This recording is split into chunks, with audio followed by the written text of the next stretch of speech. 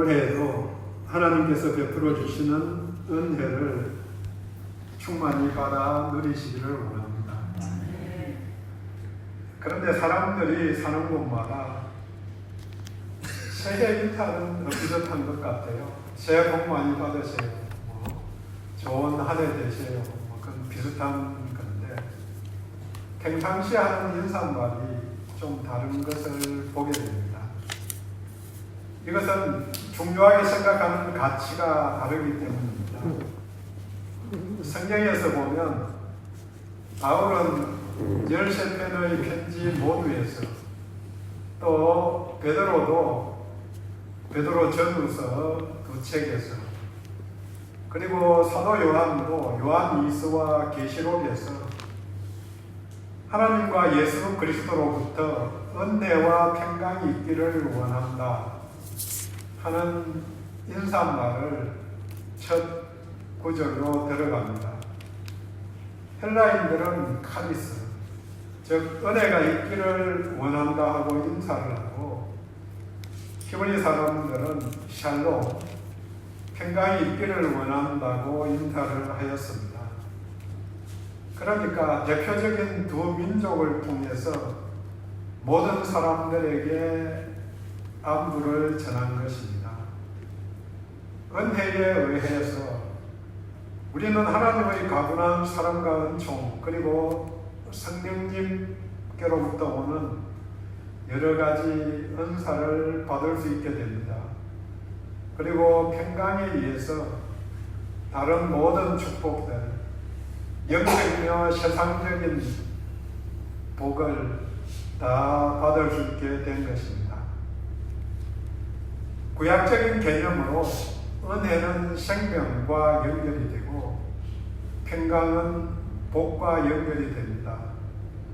어떤 단어를 사용하든 우리 입에서는 축복의 말을 하는 것이 중요합니다. 올 한 해에는 더 하나님과 주 예수 그리스도의 은혜를 입어서 샬롬의 복을 풍성히 받아 누릴 수 있기를 원합니다.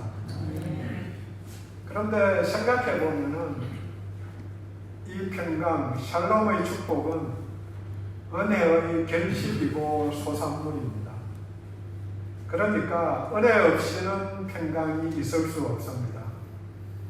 또 주 예수 그리스도와 아버지 하나님을 통하지 않고는 하나님과 화해하지 않으면 은혜와 평강이 있을 수 없습니다.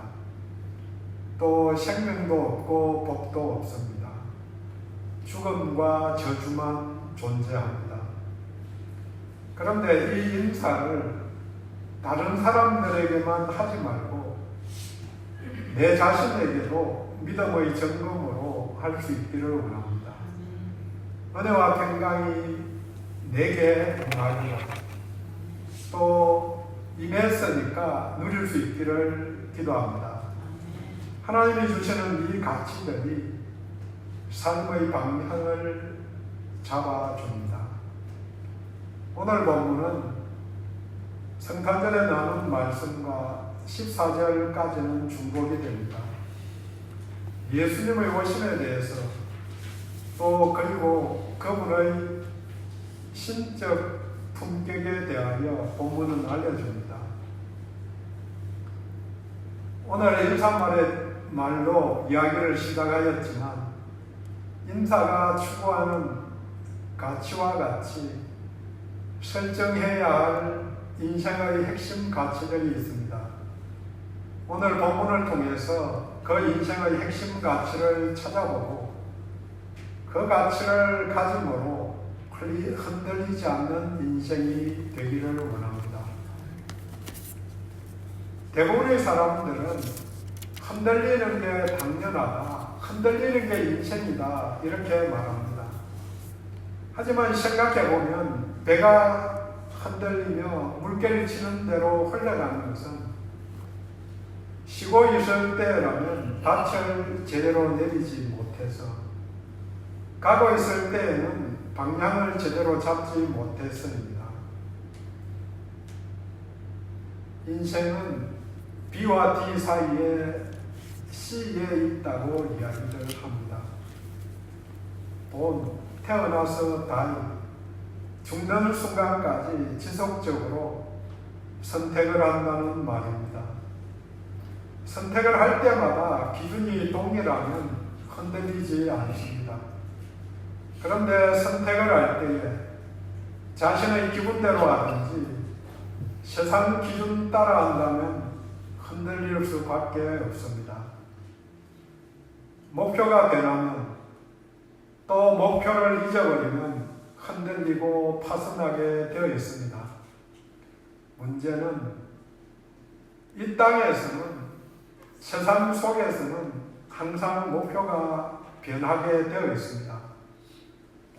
돈이 목표이든 건강이 목표이든 기준이 사람들이기 때문에 사람들이 변해가니까 목표도 변해가고 흔들릴 수밖에 없습니다. 본문은 첫 번째, 불변하는 대상인 예수를 가리키면서 보라고 요청합니다. 15절에 친여자 요한이 말합니다. 내 뒤에 오시지만 나보다 앞선 것은 나보다 먼저 계시니라 한 것이 이 사람을 가리킨 것이다. 이 사람 예수를 정확하게 지적해 준 것입니다. 그러니 예수를 보라는 요청입니다. 태어나기는 6개월 늦은 친족 동생이지만 태초에부터 계신 분이십니다. 10절, 세상은 그로 말미암아 지은 바 되었으니 창조주라는 고백입니다. 사람들을 창조하셨으니 주인입니다. 그리고 태초 이전부터 영원 후까지 일관성 있게 섭리하시는 분이십니다. 그러니까 진리입니다. 우리를 지으신 분을 기억해야 합니다. 그리고 그분이 사람들을 비롯하여 하늘과 땅을 지은 목적을 기억해야 합니다. 이사야서 43장 7절에 말합니다. 내가 내 영광을 위하여 창조한 자를 오라. 그를 내가 지었고 그를 내가 만들었느니라. 하나님께서 자신의 영광을 위하여 영광을 드러내기 위해서 만든 작품이기 때문에 모든 피조물들은 명품입니다. 실패작이 없습니다. 걸작품이라는 거죠. 하나님이 만드셨는데 우리가 볼 때는 비록 어눌한 부분도 있고 또 감당하기 힘든 부분도 있을 수 있지만 그럼에도 불구하고 하나님이 필요하셔서 그 자리에 꼭 필요하기 때문에 만드셨고 두셨다는 이야기지. 신약에서는 에베소서 1장에서 6절, 12절, 14절에서 계속해서 3번 반복해서 말합니다. 자기의 자녀가 되게 하신 이유가 뭔가? 예수 안에서 기업이 되게 하신 이유가 뭔가? 약속의 성령이 인친 이유가 뭔가? 그의 은혜의 영광을 찬송하게 하려는 것이라고. 은혜의 영광을 찬송하게 하려는 것이라고 강조합니다. 하나님께 영광을 돌리는 인생 되기를 원합니다. 영광을 돌리려면 그 영광을 봐야 합니다. 그런데 18절에 본래 하나님을 본 사람이 없다 선언합니다. 봐야, 알아야 그분께 영광을 돌릴 것인데 본 사람이 없으니까 사람들은 해결책이 없는 거죠. 하지만 하나님께서 그 길을 열어주셨습니다. 18절은 계속합니다. 아버지 품성에 있는 독생하신 하나님이 나타내셨느니라. 아들인 예수 그리스도, 그분을 통해서 그 영광을 볼 수 있고 접할 수 있다. 예수 그리스도가 해결책이다. 하나님께 영광을 돌리는 길은 예수 안에 있는 영광을 보고 아는 것입니다. 그러려면 예수를 주목해야 합니다. 예수 그리스도를 기준으로 삼고 바라보고 나아가야 합니다. 하나님을 보기를 원하는 마음으로 유대인들은 표적을 구했습니다. 고린도전서 1장 22절 말씀입니다.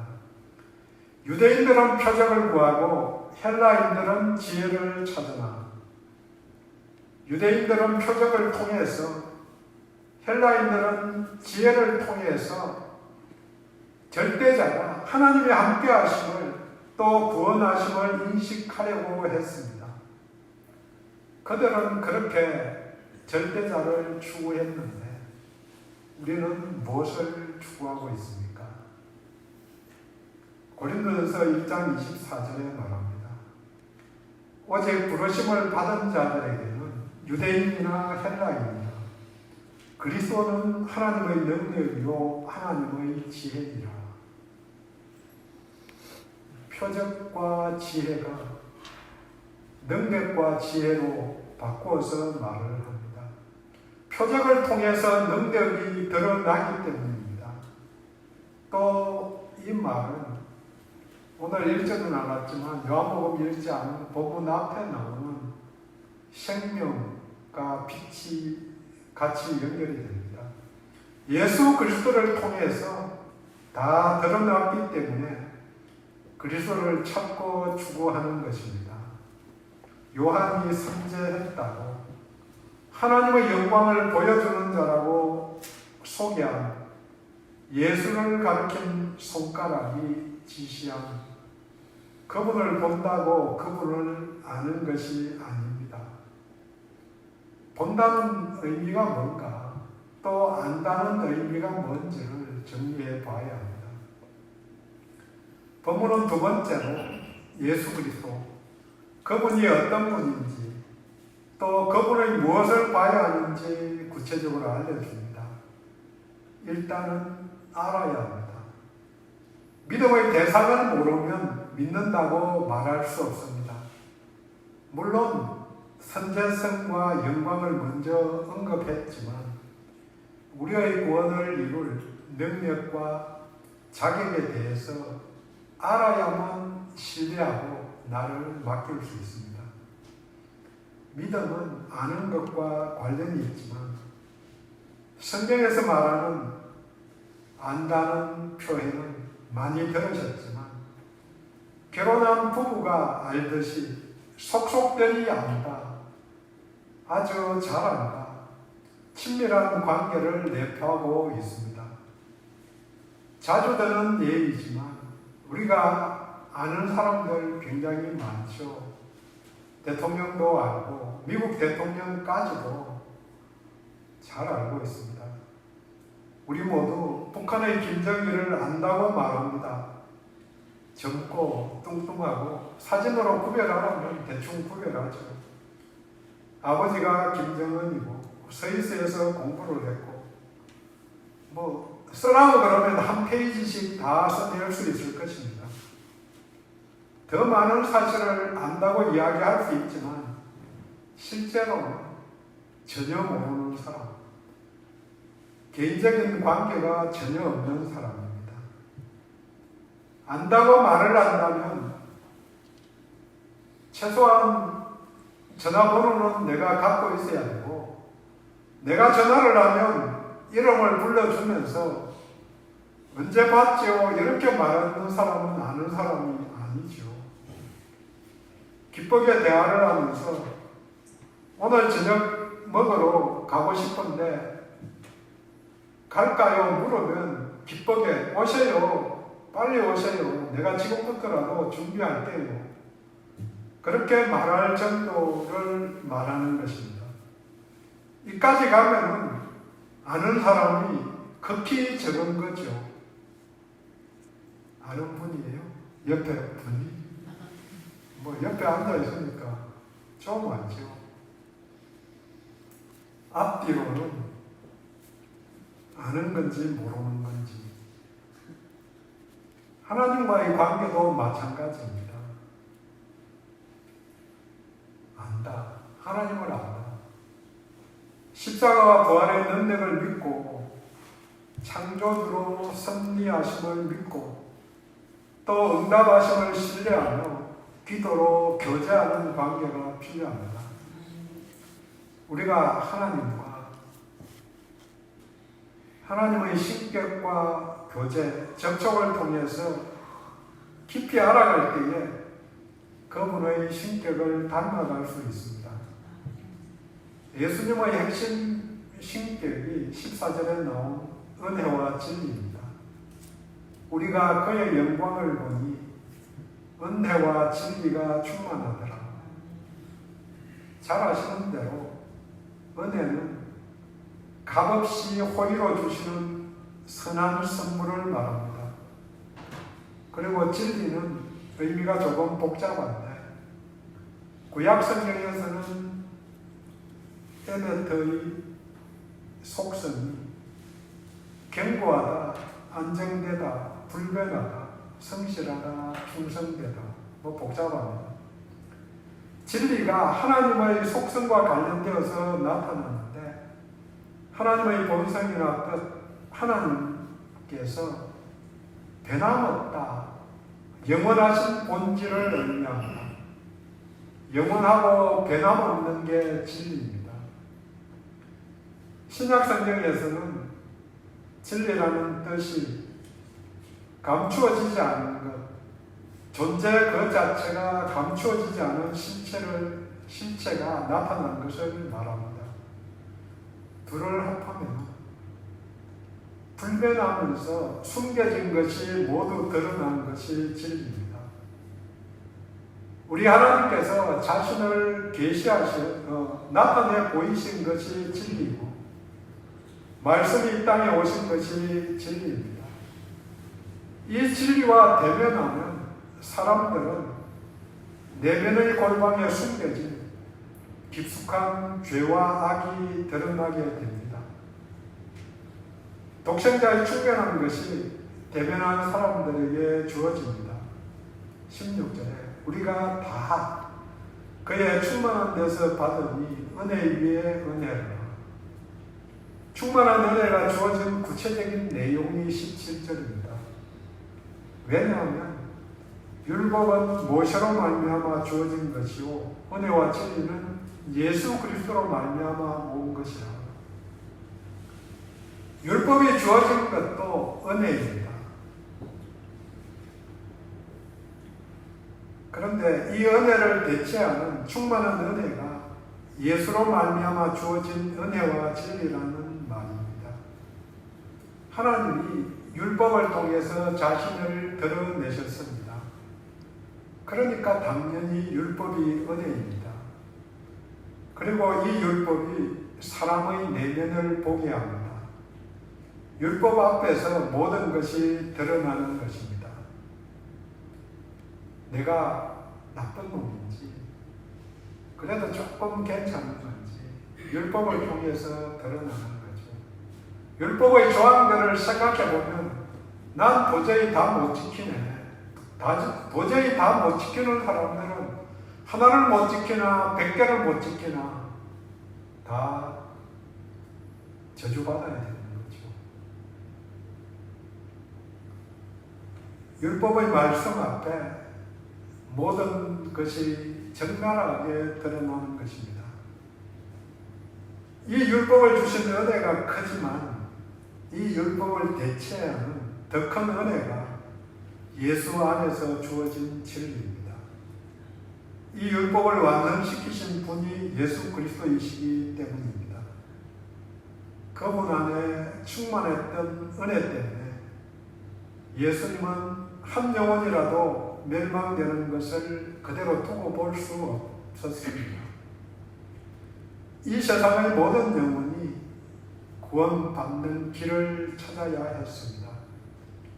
하지만 그분 안에 있는 충만했던 진리 때문에 그분은 인간의 죄의 문제를 모른 채 할 수 없었습니다.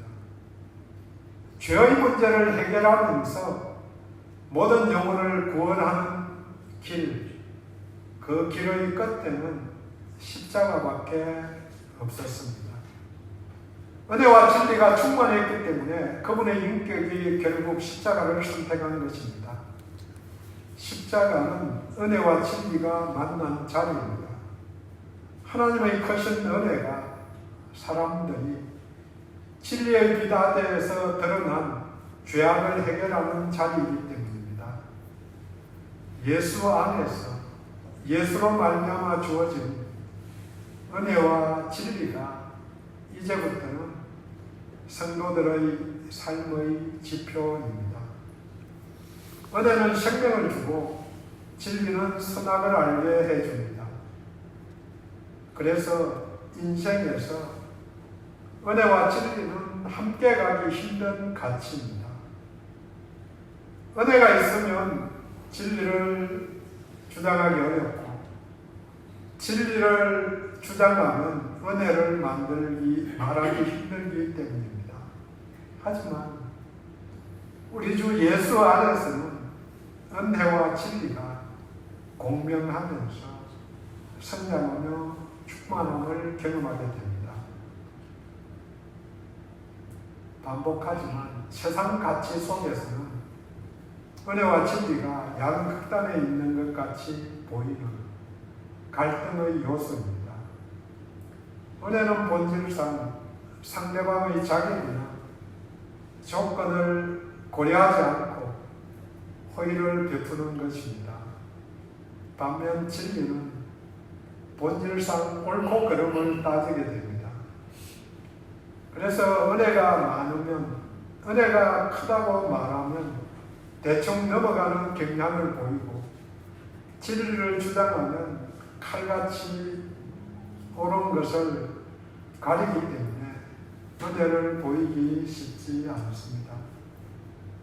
우리의 사고방식에 따르면 옳고 그름을 따지다 보면 은혜를 베풀 수 없고 은혜를 베풀려면 옳고 그름을 따지지 말아야 하는 것 같이 보입니다. 이 점에서 보면 냉랭한 진리파에 속한 교단이나 성도들이 있고 뜨거운 은혜파에 속한 교단이나 성도들이 있습니다.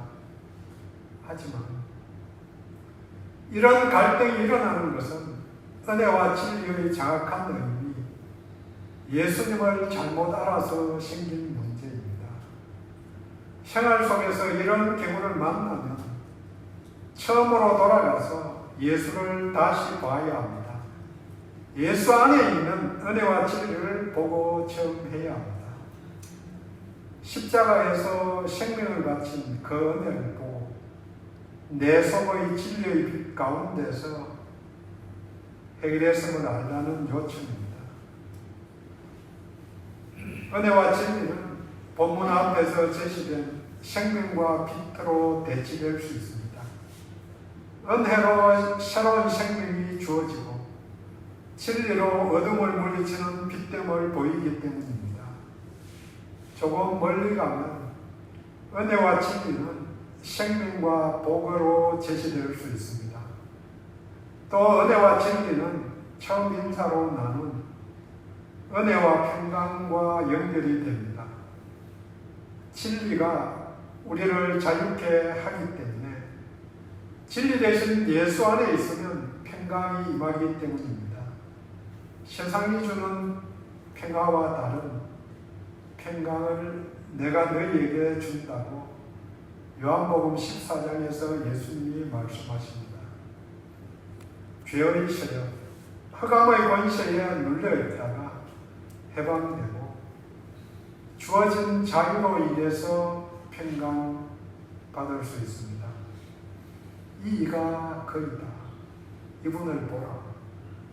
은혜와 진리가 충만한 그분을 보라고 요한이 외칩니다. 그런데 아무리 봐도 이 은혜와 진리가 내 것이 될 수 없습니다. 인격으로 전달되는데 교제가 없으니까 변할 수 없는 것입니다. 그래서 본문은 세 번째로 그것을 내 것으로 자신의 것으로 만드는 방법을 알려줍니다. 바로 영접하는 것입니다. 그 핵심이 12절입니다. 영접하는 자, 곧 그 이름을 믿는 자들에게는 하나님의 자녀가 되는 권세를 주셨습니다. 너무 많이 들어서 식상할 수도 있습니다. 하지만 많이 들었다는 말은 중요하다는 이야기입니다. 영접한다는 말이 본문에서는 믿는다고 이야기합니다. 친밀한 관계로 환대하고 꽉 잡는다는 그런 의미입니다. 예수를 인생의 주인으로 꼭 붙잡아야 합니다. 그러면 자녀되는 권세를 받게 됩니다. 권세입니다. 지난주간 박종웅 성도를 하나님께서 데려가신 슬픈 일이 있었지만 중요한 것은 예수를 믿고 주님으로 고백했다는 거죠. 나중에 들은 말은 이제 공부를 좀 해야 되겠다. 그러면서 신학 공부를 해볼까 뭐 그런 이야기를 일주일 전에 대한 분이 전달을 해 주었습니다. 믿음으로 하나님 앞에 서 가려고 하는 그 결단 있었기 때문에 슬픈 일이지만 누가 말하듯이 환송회를 해야 되는 거죠. 잘 가신 거죠. 동시에 1월 1일 날 한국자 성도가 믿음을 고백하고 세례를 받은 기쁜 일이 있었습니다. 사나 추구나 주님 안에서 이루어지면 복된 일입니다. 하나님의 좋은 것이 모든 자녀들에게 당연히 혜택으로 주어집니다. 상속자이기 때문에 유혹, 기업을 받았습니다. 1월 13절에 하나님께로부터 태어난 자라고 설명합니다. 중생, 거듭났다는 말입니다. 물론 10절, 11절에서와 같이 그를 알지 못하는 그 안에 있는 진리와 은혜, 생명과 복을 알지 못했기 때문에 세상에 속한 사람들은 영접하지 않았고 그 결말은 죽음과 저주로 기결됩니다. 인생은 선택의 연속입니다. 밝은 길이 열려 있는데도 어둠의 길을 선택해가는 사람들을 보면서 하나님의 택하심이 먼저 있어야 한다는 말이 이해가 되기도 합니다. 예수를 나의 주님으로 영접해야 은혜와 진리의 세계, 생명과 빛의 새로운 세상으로 들어갑니다. 하지만 영접했다고 끝이 아니고 주님으로 얼마만큼 모셔드리느냐, 모셔드렸지만 인정하느냐가 그 정도만큼 은혜와 진리를 맛볼 수 있게 됩니다. 물론 이 선택을 하지 못한 분은 오늘 개인적으로 결단할 수 있기를 원합니다. 또 선택한 분은 당연히 모든 연결로 확장시켜야 합니다. 이 부분 빼고 꼬불쳐놓은 연결들이 다 있거든요. 뭐 누구 말대로 꼬불쳐놓은 비상금이 있듯이 요새는 비상금 필요가 없죠. 카드만 있으면 되니까. 그래서 저 지갑에는 한 푼도 없다고 누가 걱정을 맨날 합니다. 돈 한 푼도 없이 어떻게 다니냐고. 카드 있는데요. 근데 카드 있는데 이렇게 나오면은 못 맡긴 거죠. 주님 계시는데요. 말이라고. 그렇게 나오면 조금 더 낫네. 그렇게 말할 건데, 목사도 말은 카드 있는데 그렇게 말하고 마는 거죠. 정리합니다. 흔들리지 않은 길은 영원한 진리를 추구하며 사는 것입니다. 세상의 기준이 아니라 영원하신 예수 그리스도를 목표점으로 삼고 나아가면 흔들리지 않습니다. 그 핵심이 은혜와 진리입니다. 올 한 해 동안 두 단어를 기억하고 사십시다. 표로 행하라 본을 따라. 말씀을 보면서 본이 뭔가? 본. 예수님이 보여주신 그 본. 은혜와 진리가 본으로 보여주셨는데 그걸 따라 살자는 이야기죠. 은혜와 진리가 충만하신 예수 그리스도를 주님으로 모시고 은혜와 진리가 공존하는 신앙 인격을 소망하며 또 은혜와 진리가 만나는 십자가의 길을 걷도록 힘씁시다. 기도합니다.